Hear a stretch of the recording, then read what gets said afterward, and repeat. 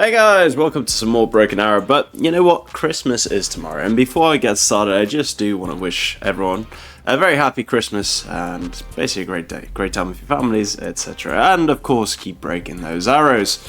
But yeah, Christmas is tomorrow, very exciting, so I'll pump out a few videos, in advance before I enjoy time with my family as well. I thought it'd be nice to do something a bit different. Usually we got battles, but today is going to be a more of a interesting look at some units kind of video. And let me know in the comments, like, do you actually prefer more of these or more battles? I mean, battles you can just play yourself, right? So yeah, you tell me what you think is best. Here is the mighty Booker. I mean, terrible vehicle in real life, but works really well, annoyingly well, in game. So yeah, what I thought we'd do today is look at some of the, units that we used to use when the game first came out. There was a few units that everybody loved. I mean, Armata is certainly on there, isn't it? Where's the Armata? Let's quickly find it just to show everyone the beautiful bit of engineering that is the Armata. I mean, I say beautiful, we know it doesn't work. Wink. Don't get triggered, Russian commenters. The Barbarous. Everybody used to love the Barbarous, right?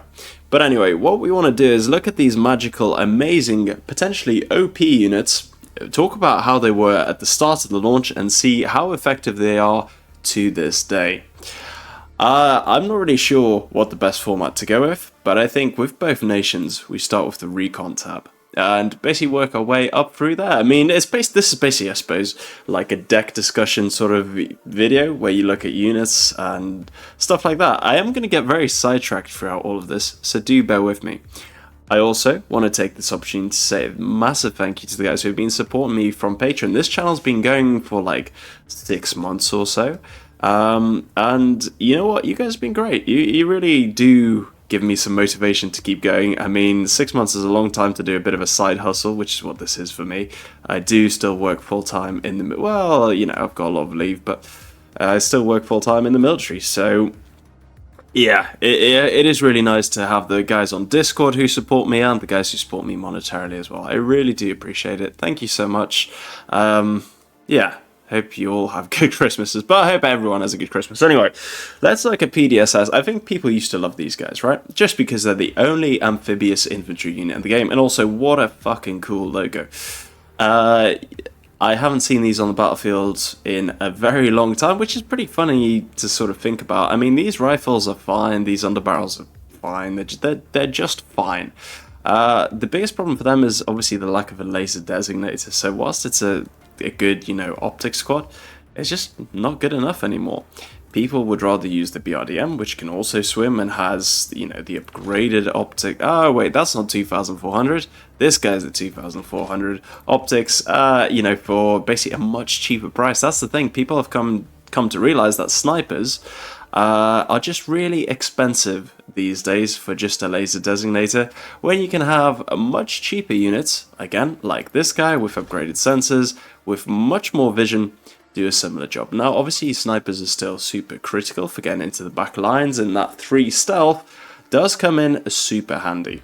But again, just snipers in general have seen a slight reduction in use, and vehicles like this, I think, have been in use more. Now, drones as well, interestingly for Russia, right? People used to try get these drones out, but we've discovered that this drone, which is, the best Russian drone on paper, is absolutely bloody pointless. Nobody gets it out. It's a bit of a meme that Russia's drones are just absolutely useless.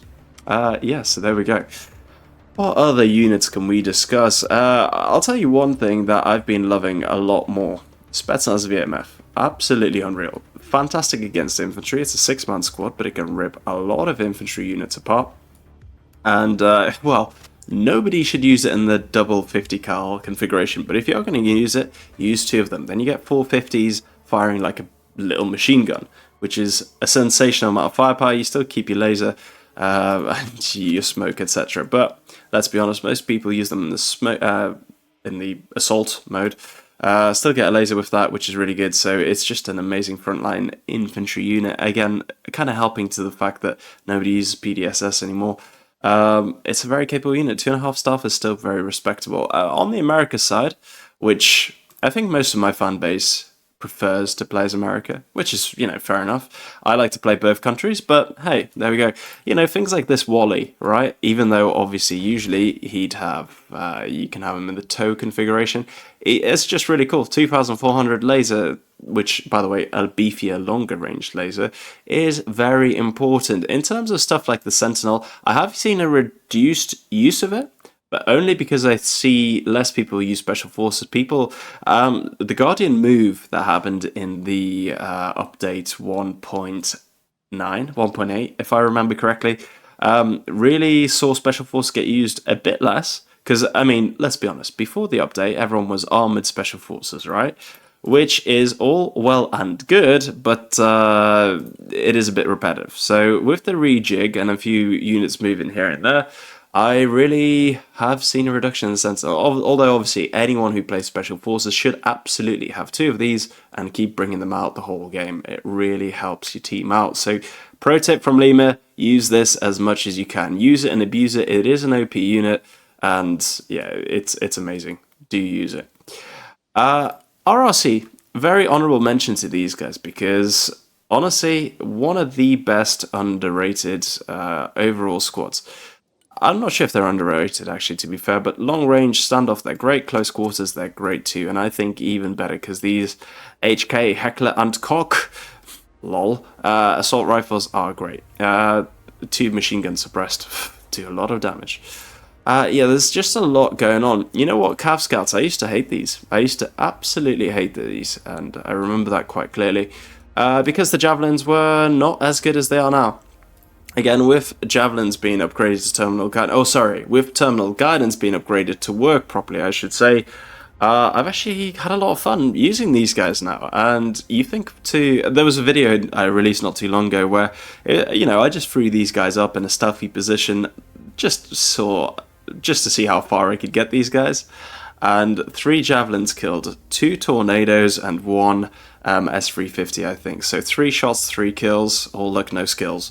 No, just kidding, that was all skill. Yeah, it's just Javelins working these days is a major feature of Broken Arrow and Hellfires, and all terminal guidance working properly has really, really affected the balance of the game. However, interestingly, when we look at the stats of, who wins more, by the way, this vehicle, I still kind of use and abuse it, but again, I just don't use Guards, Tank Brigade as much as I used to. So, yeah, fantastic vehicle, but for 155 points, I would rather a cheap T80. So, yeah. Swings and roundabouts, really. I think that's enough of the Recon tab. It is pretty straightforward. America's is by far superior. If people don't use the Sentinel, they'll use the Global Hawk with the 5.5 kilometer range. That is unreal. People use the Striker RV. Very, very class vehicle. Again, I didn't see it used as much at launch of the game, but now, again, with the Javelins working so well, it is rude not to. Guardians, people still use and abuse them, and bravo, I say. It is one of the ugliest, but one of the coolest looking vehicles in the game. Right, infantry time. I think for infantry, let's be honest, the tactic was everybody puts a squad of these guys into the back of a Barbarous, jumps them out, they do some damage, or obviously the Sturmoviki, the old configuration, which is these guys in the back of Barbarous, storm the building. The Barbarous now is obviously not in the infantry tab, it's actually specifically in this tab. So we'll talk about it later, but again, you just don't see it anymore. I think people have grown very accustomed to using SSO, because why wouldn't you? It is an amazing, amazing unit. One of the best. Absolutely one of the best units in the game overall. And I think people did use it, but I think it's just a lot more common to see these guys on the battlefield. Moto has always been a popular faction. You know what? Let me just quickly get up on the screen what I'm talking about. Okay, so BA Armory. I'm sure a website you're all familiar with. A great, amazing website. Massive shout out to Reactor and all his team for setting this up. It is fantastic. Let's have a look at Russia. This is what I'm talking about. Everybody used to be Guards VDV. Just like for America, everybody pretty much used to be armored... Oh, armored airborne? No, I thought everybody was armored special forces, right? Okay, well, there's been a huge change up with the most recent update, and a huge change up with Russia, and a huge decrease in the amount of Russia's played, so let's have a look at that. Yeah, so huge decrease in overall plays, in the number of games played, although there seems to be a little resurgence here over the weekend, but here we go, it's just an up-down boom. Obviously people on Christmas leave, and of course people are playing games more. I mean, that's what happens during major holidays. So, but yeah, we see the massive switch here on the 10th. Obviously this doesn't go back all the way back to the start of the game. The history only goes back to 2 months ago. But yeah, here's the massive switch where we've seen the dramatic increase in America play. It used to be very, very similar here, obviously almost touching, to this massive disparity. Yeah, interesting here that America was actually higher. But then, yeah, I guess people grew used to Russia winning more. So there we go, that's what happens. Let's have a look at the specializations then. So yeah, Russia. Guards, VDV, obviously an all-time great. VDV is still the most popular one. Motorized was sort of there with Coastal. Coastal is great. Coastal, as we see, is actually... Sorry, is that Motorized or Coastal? I can't see because of the colours a bit similar. Reactor, if you're watching, please fix that. But yeah, so Coastal is actually... No, Coastal is this one with... yeah, the Guards still trailing in 3rd place. But Motorized is actually kind of... respectively, it's more popular. It is in 2nd place, basically almost... touching VDV, and that is true. I think the best deck is my heavy deck, which, by the way, please feel free to watch it. It's Motorized and Coastal, and I think that is the combination that is honestly super winnable as Russia, and we will look at why that is and talk about what best units there are. The S350 is a brilliant example, which again I'll talk about later. Mech. The purpose of the update was to increase the use of mech. It has achieved it ever slightly. I mean, it's closer to everything else, but it's still the least popular. Funny.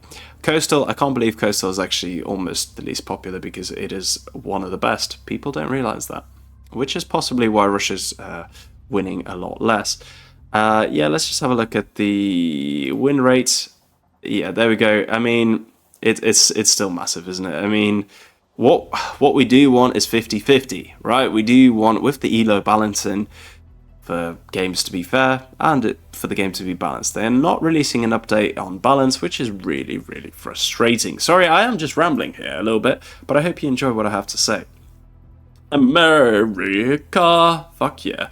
Right, okay, Armoured Brigade, still the most popular by far. No surprises there. Marines, Striker, there we go. So Strikers were not popular at all, and they've really, really surged. And I think the pack-free MSE being buffed, and again, terminal guidance working properly, is going to be a contributing factor, as well as the CRAM.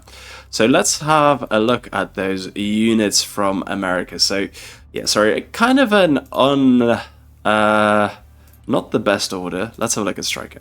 CRAM. Obviously, a lot of people still use the CRAM back in the day, especially HIMARS support players, but this CRAM bad boy is fantastic, comparable to Russian SHORAD. To Russian medium range, or short range, yeah, SHORAD means short range stuff, especially when you stick some extra armor on it. It makes it very competitive. It is a good bit of kit. Patriot, pack 3. People did not like paying 300 points for a pack for AA. The pack 2 did the job better for 200 points. However, these days, okay, 205, 305 because you want the extra armor. These days, again, terminal guidance and the missiles per target is absolutely the way forward. So you want your missiles to hit, and these American ones do clap. They absolutely slap hard, and they do well. 3,600 range, again, same as an S350, is fantastic. It does a good job, and it does keep shooting planes down. The pack 2 is still pretty effective, but nowhere near as good as this bad boy. 16 damage, it's fine. You still need 2 missiles to shoot down a plane, but this will shoot down a plane. Most planes are 20 HP, so there we go. The Stinger, I have not seen this thing used literally ever. Okay, in 1 or 2 games and a few very, very specific circumstances, but it's been made obsolete by the CRAM or by the SlamRAM, which is also another unit that's been buffed. Sorry, back to my statistics, just to quickly have a look at something else that's interesting. There we go, there's Special Forces, the least popular deck. So what I say is backed up by stats. I mean, I know I'm right. I'm always right, but yeah, it's nice that stats backs me up. Marines, they have also seen a big boost in popularity, again, because the pack 2's been moved to them, and because they are just... they are quite good overall. Marines have always been underrated. The Marine squad hasn't changed at all, the 95-point Marine squad, but its popularity people have actually come to realize. What I've known all along is the fact that it's a great squad. So yeah, let's talk about infantry again. Sorry, I'm a bit ill. Bit of the super flu going around England, which is not great. Anyway, VDV Cornet. Everybody loves these, but they're so easy to counter these days, and people used to absolutely love them in the Cornet M missile configuration. Now, the problem with that is the fact that it's very expensive and very easy to counter. You just need to break line of sight. It's not top-down attack. I mean, it hits hard when it does hit, but APS smoke makes this very, very easy to counter. And I think, interestingly, things like this with 2 Metises, yeah, they're useless, but people are moving away from really high expensive units like the Set V3, like the Armata, and they're going for cheaper stuff like the Buckers, which they spam out. So a Metis suddenly becomes a fairly decent option. You still get a decent sized squad, so 8 men, 40 HP. If you didn't know, it's 5 HP per man. It's simple as. The Metis suddenly becomes a lot more useful. Just because it's cheap, it keeps spamming out. 800 meters isn't the best range, but it's good enough to do the job that we need it to do. The Verba is the best AA. And actually, speaking of the best AA, I got to talk about a Recon squad. So the GRU. People used to love it in the AT setup. After the update, this squad was abandoned and slowly reintroduced. People started using it as the mixed configuration, which I'd argue is the worst configuration. Sort of a bit of a paradox. Whilst it's multi-purposed and multi-focused and great stealth, great stats, great armor, the problem is this isn't enough to do the job, and the Verba alone is not enough to do the job, especially with only 3 missiles. You want one or the other. 6 bazookas will rip apart vehicles, 3 will not. It'll barely scratch it. Again, 2 Verbas will absolutely do the job, 1 will not. So this is one of the best infantry squads in the game, and I think, again, people used to love using this only as AT. I've been loving using it only as AA recently, and honestly, trust me on this one, it's a great combination. You should check it out. The Ursanta is a funny one, by the way, whilst we're in the motorized tab. The Ambusher Loader, RPG-30, un-APS-able rockets were super great. They've sort of fallen a bit out of favor. They have received a bit of an armor buff, which I think they deserve.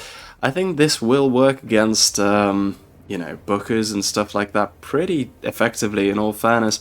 But unfortunately, they're just too expensive and too fragile for what they are. So again, very, very limited use. No laser, no anything. So yeah, people don't use it. People just use it as a little informer squad, which, yeah, is absolutely fine. Russia will definitely get a buff in the next update, whenever that comes, maybe in 10 to 5 working months. But yeah, whatever. Anyway, let's talk some more infantry, and yeah, hoorah. Again, Marines, there we go, 95-point squad, has always been fantastic. I just think people have only recently started to really appreciate how fantastic this setup truly is. I mean, there's a lot of firepower, a lot of men, and a lot of AT4s, which, again, if you get 2 of these guys, yeah, you're ruined. Airborne next generation weapons is obviously, I have previously said that this is actually a better configuration. I was wrong. This is better, especially with the buff to the extra man. This is such a good squad these days, and the 600 meter range, being able to outrange most infantry squads, is a massive win. So people do spam these guys out, and I don't blame them. I do that too. I absolutely love the next generation. Getting Moors, 6 shells in the Moors. Tandem warhead, interesting, but it's not APS-able. It is still APS, but hey, APS has fallen out of favor as well, I find. Weapon squad, again, they used to be useless, or because they were a bit fragile, overpriced for what they did, and javelins just weren't good enough.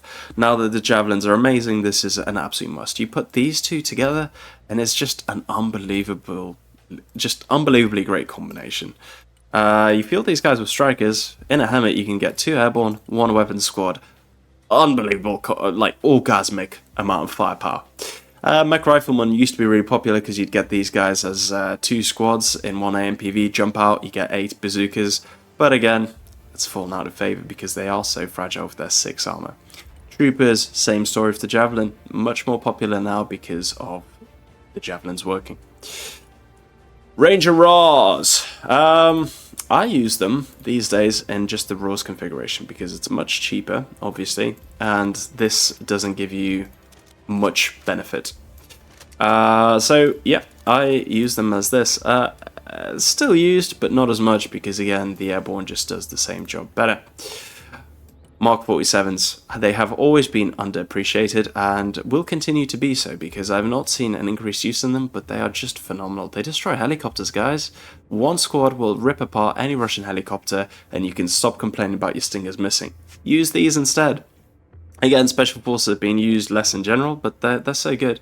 Ranger Stingers, also super good. You don't need the Javelin. It is nice. It is nice. It is the improved Javelin with the extra range. It does hit hard, and this machine gun is phenomenal. Absolutely phenomenal. It's, what, 8.6 caliber?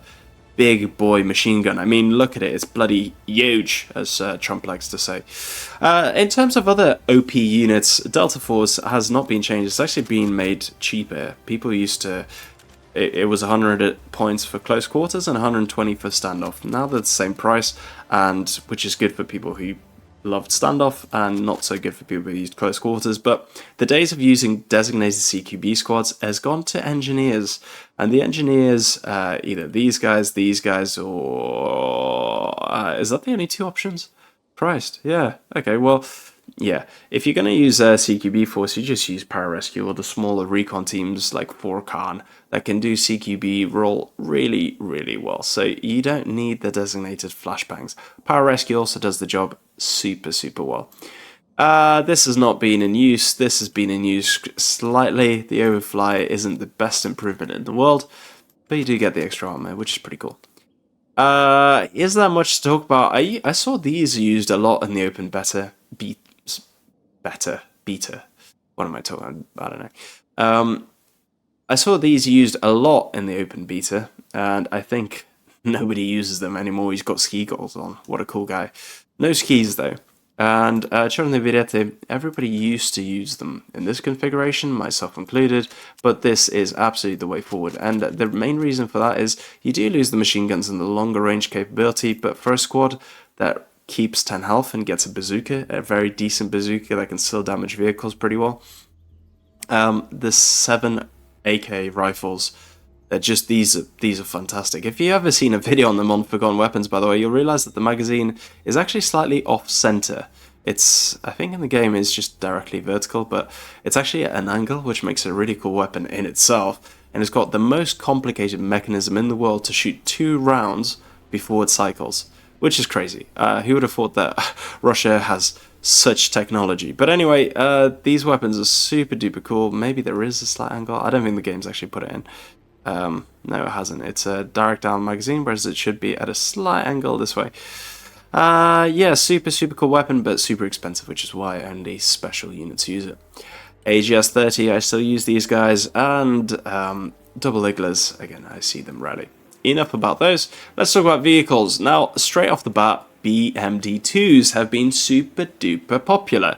These things really seem to be coming into fashion these days. Obviously, Ooga Boogering is, yeah, everybody loves a good Ooga Booga, but for 45 points, having this amount of firepower is pretty mental. Yeah, okay, 55 points then. Yeah, with 5 men in the back, so you can put in Igla squads or more launches should you wish. BMD4 is slightly more popular these days because of the better cage armor that it gets now. But ultimately, all these units are nothing compared to the BMP-3F, which, by the way, has... Oh, no, not BMP-3F, BMP-3M. That's the one. Okay, BMP-3. Super good vehicle, used loads. This hasn't been nerfed or buffed at all, and it's really good. The only thing is, I'd say the 20% ECM isn't really effective anymore, because again, Javelins just hit. And yeah, this is not in use as much, but it's pretty good.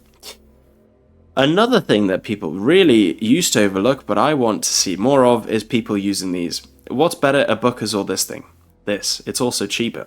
And it's got a good rate of fire, faster rate than the T90 or T70 series, so 6 to 7 seconds, whereas a T90 is 7 to 8, which is a huge difference, even though it's only 1 second on paper.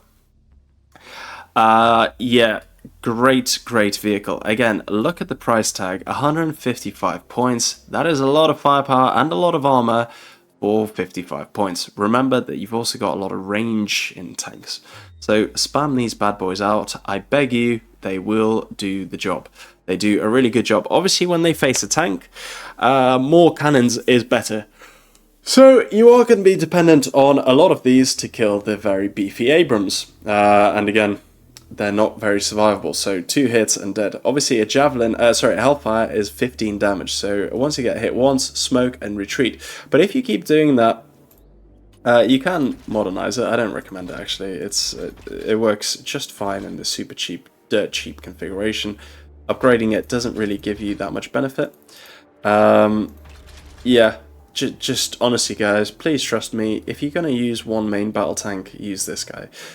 If you don't like it, then this is also a really good option. Again, you get the 80 speed and all the improvements as default for 215 points. The 250 cals are what make it extra special. Again, you get a lot of firepower and a missile, which you can fire on the move, by the way, for a very good price. So these T80s are also the absolute goats. Absolute goats. Trust me on this one. Again, the faster fire rate is really what helps you kill the Bookers, and spamming them out in numbers is really the final coffin, the final nail in the coffin for the Americans. So yeah, very good vehicles. Terminator, let's move on. Yeah, Terminator is a fantastic vehicle. It's just a little bit expensive for what it does, unfortunately. I still see it in a game here and there, but let's talk about the Armata and the Barbarous. These are seldom, if ever, seen on the battlefield. And actually, if I do see them, they're usually in this configuration, so the cheaper 250 points, if you can really call that cheaper. B10 Kurganets does make more of an appearance these days in the Apoca configuration, but it's just too paper thin and can be easily helicoptered. So yeah, potentially this bad boy is your better option for that. Derivace is still as popular as ever, but that's in the support tab. It's basically a derivation of the BMP3. Let's talk about American vehicles. ACV Ooga Booga, yeah. ACV spam, Lav spam, and Striker spam has increased so much to the point that it's just frustratingly frustrating.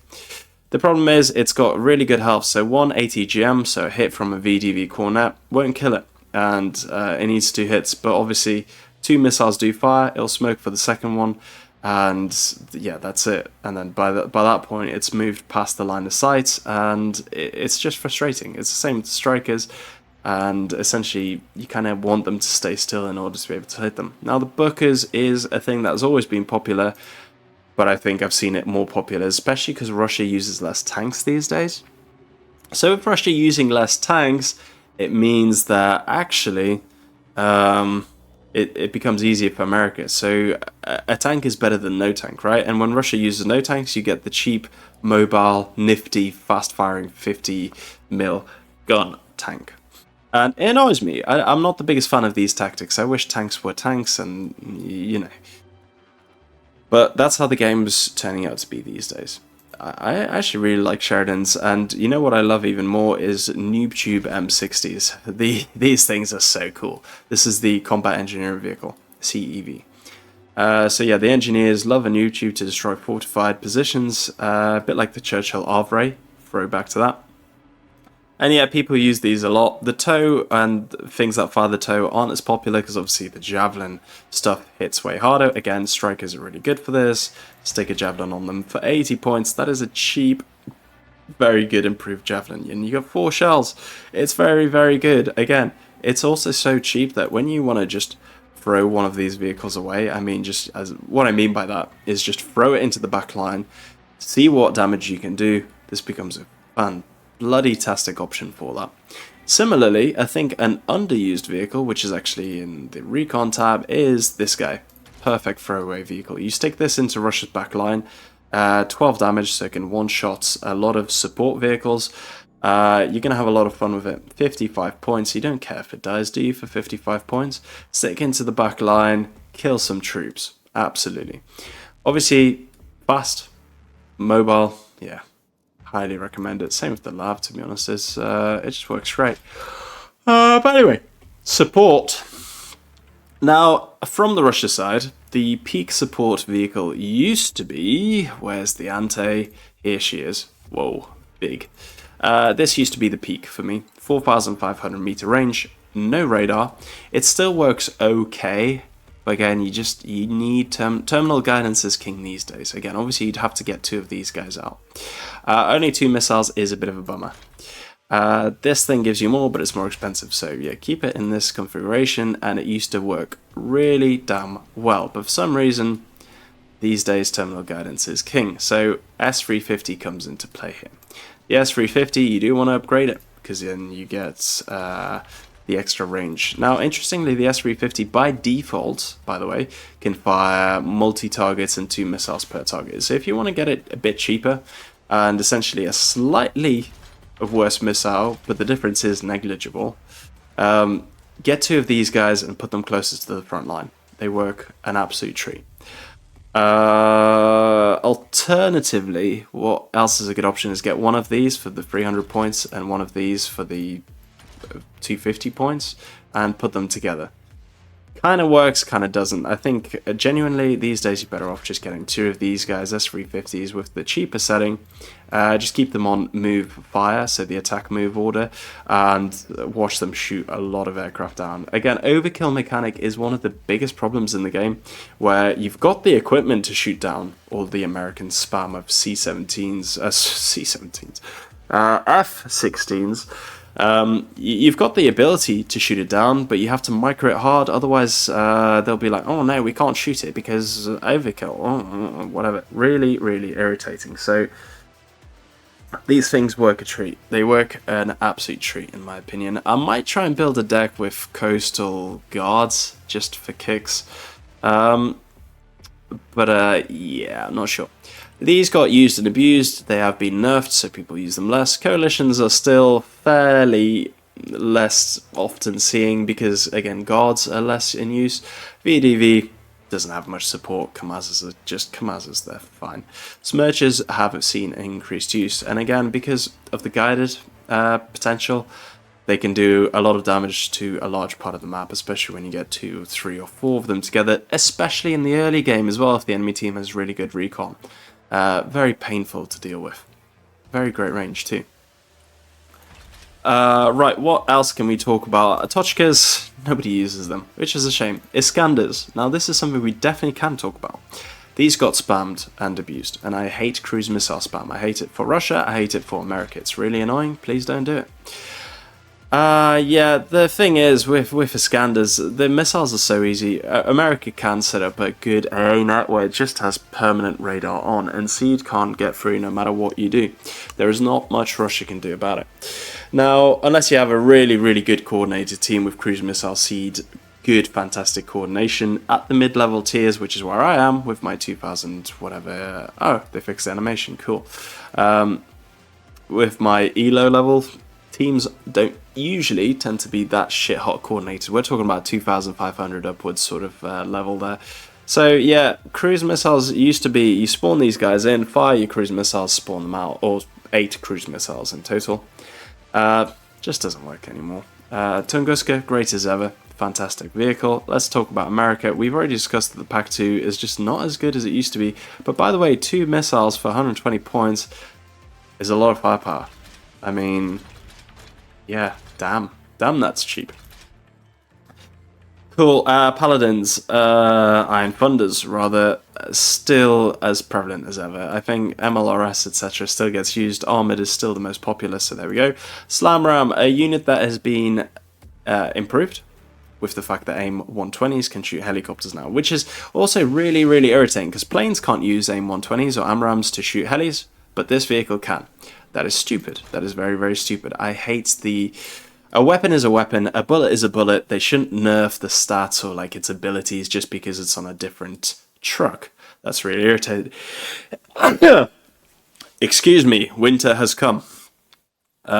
said Sean Bean. Yeah, it's a really good vehicle. If you are going to use it in this configuration. This is too fast, and the missiles miss. Yeah, you want this because it slows down the rate of fire, giving you more missiles, and the helicopter runs out of flares quicker, in a sense. Right, these bad boys, always love them, but again, they're just made obsolete by this guy. Striker Shorad, I think this is the only vehicle I've seen a significant reduction in use in. It is really cool because it's got Hellfires to take out vehicles and Stingers to take out helicopters. Obviously, Hellfires to take out helis too. But the fact is, Russian helis are much more vulnerable to Slam Rams than the Sea Ram. So you see a lot of them less. I think when we talk about overall trends, which is what I'm going to do next, you seem to see a lot less helicopter usage, a lot less dependency on Russia for it, because we had a situation where asymmetric warfare worked, in my opinion, pretty well. Russia had beefy helicopters, America did not. Russia had good SHORAD, America did not.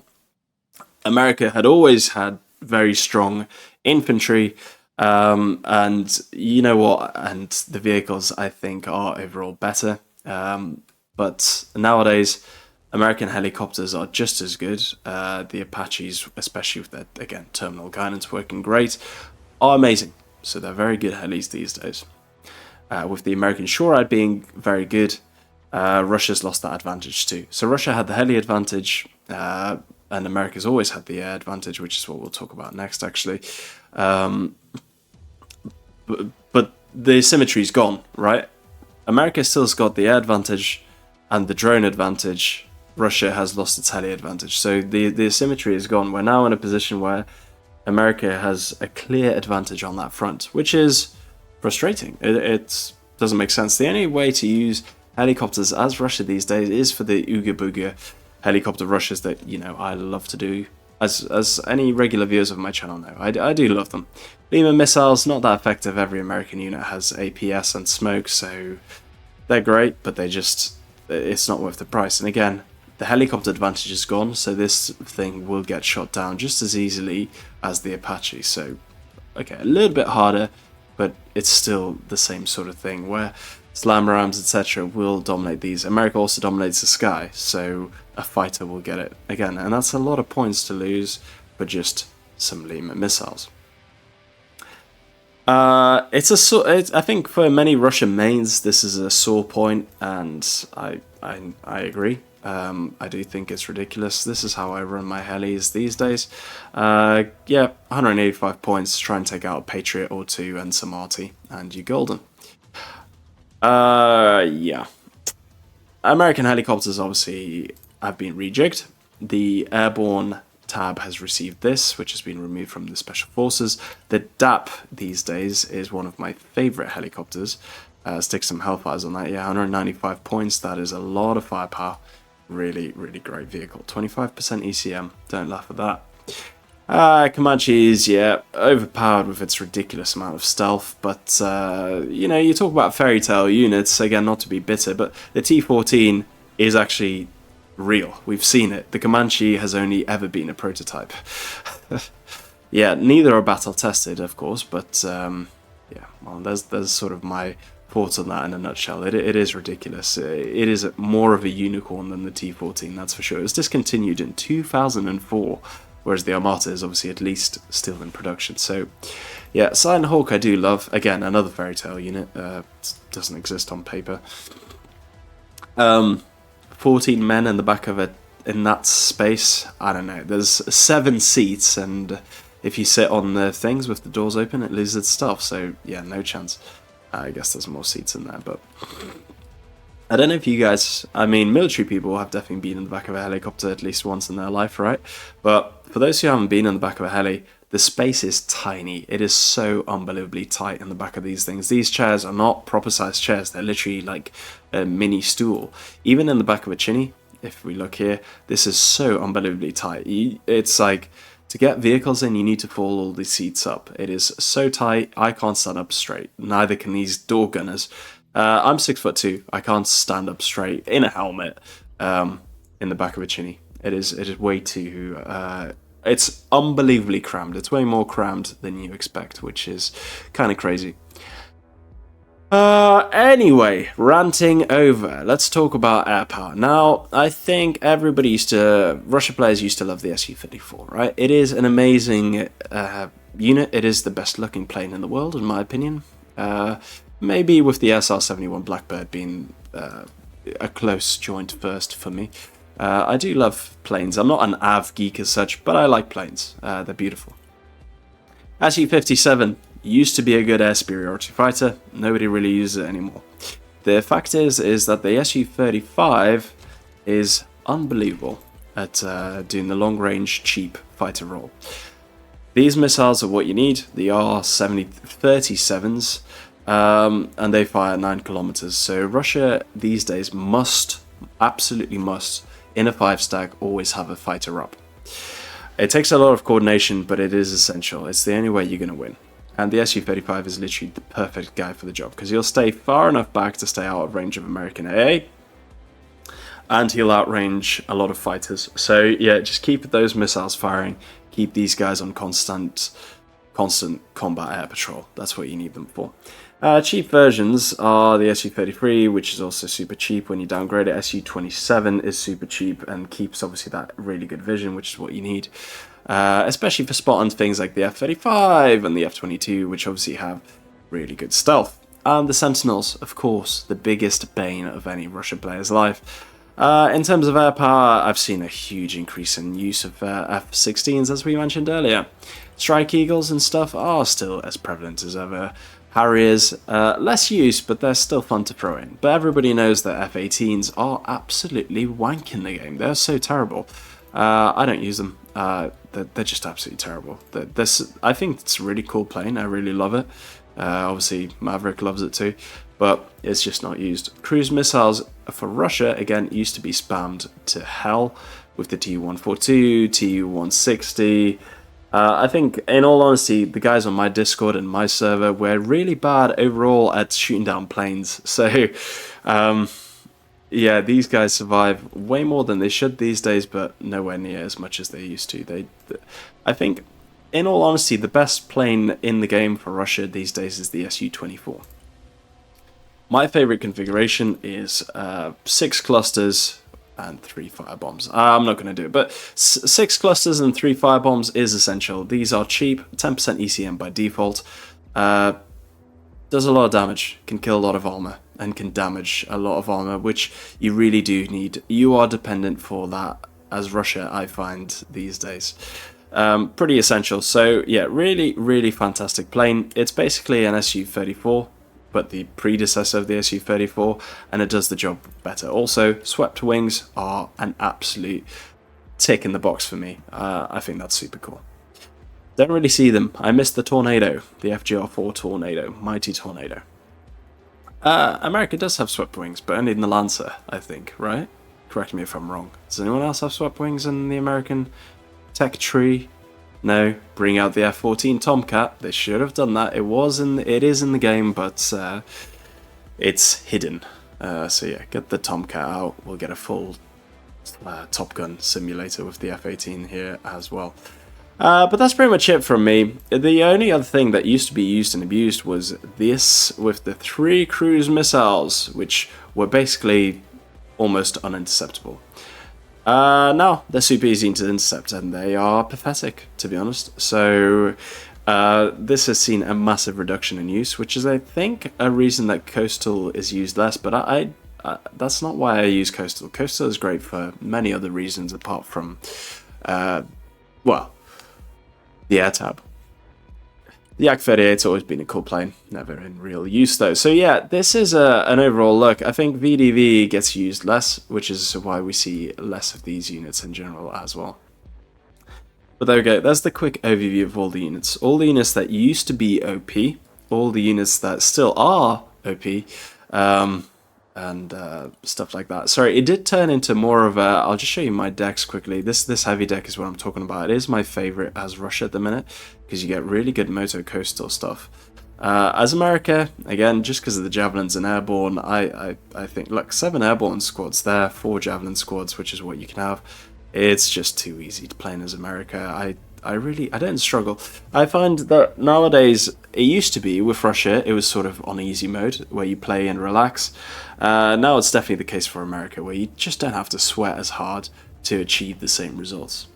Whereas if you're going to play Russia, you need to micro the shit out of all your units to stand a chance. But yeah, like I said, I'm going to adjust this because I actually just want this in the downgraded version, but I want 2 of them, and I can just withdraw that. You need really good air defense, and you need the numbers for your air defense as Russia, so this is how we're going to work it. I think for the... I'll get an extra T80 in there, which means I will have to sacrifice like that. Damn it, that's not enough sacrificing. By the way, super good. With the 100 mils, it is very, very good indeed. These guys are good, but they're very good against infantry more than against enemy armor. So, yeah. Let's do it this way. These are good for just finishing off bunkers and providing the HE fire support that your troops need. Do not upgrade it to anything else. It works just as good in its 50-point configuration. T80s, yeah, I've said enough. They are just an absolute gem of a unit these days. The best way to work it, actually, I find, is either obviously 2 T80s or 1 Tauros, or 2 Tauros backing up a T80, I think is actually a really good way for it. Anyway, enough rambling from me. I hope you enjoyed watching this. Thank you so much for your time. Take it easy, take care, and I hope to see you next time. Have a good Christmas. Bye-bye.